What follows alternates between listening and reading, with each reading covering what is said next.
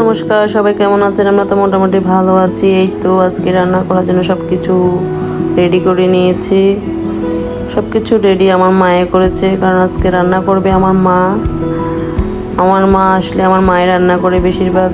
আজকে রান্না করবো রুই মাছ দিয়ে, কলা আলু আর বাটা মাছ দিয়ে, নারকেল বাটা দিয়ে, আর হচ্ছে বেগুন দিয়ে, চিংড়ি মাছ দিয়ে। এই তো মা প্রথমে মাছগুলো কষিয়ে নিল, তারপর এখানে বাটা মাছ রান্না করার জন্য তেলে কিছু পাঁচফোড়ন দিয়ে নারকেল দিয়ে দিল, নারকেল বাটা। এবার লবণ হলুদ দিয়ে একটু কষিয়ে নিবে। তারপর কাঁচা মরিচ আর গুঁড়ো মরিচ দিয়ে দিবে, দিয়ে আর একটু কষিয়ে নিবে। তারপর ঝোল দিয়ে দিবে।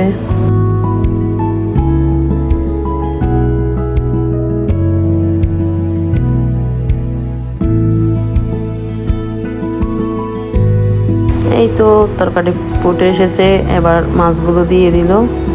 নারকেল বাটা দিয়ে, বাটা মাছ দিয়ে অনেক বেশি মজা হয়েছে।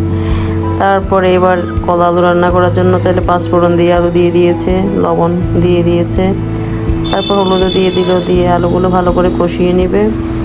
তারপরে এবার কলাগুলো দিয়ে দিল, দিয়ে কলা একসাথে কষিয়ে নিবে। তারপর একটু আদা বাটা জিরে বাটা দিয়ে দিল, দিয়ে এবার ভালো করে কষিয়ে নিবে। এবার কয়েকটা কাঁচামরিচ দিয়ে দিল,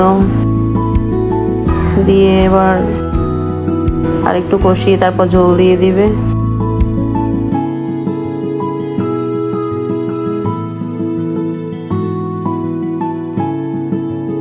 এই তো তারপর একটু গুঁড়ো মরিচ দিয়ে দিল ঝোলে।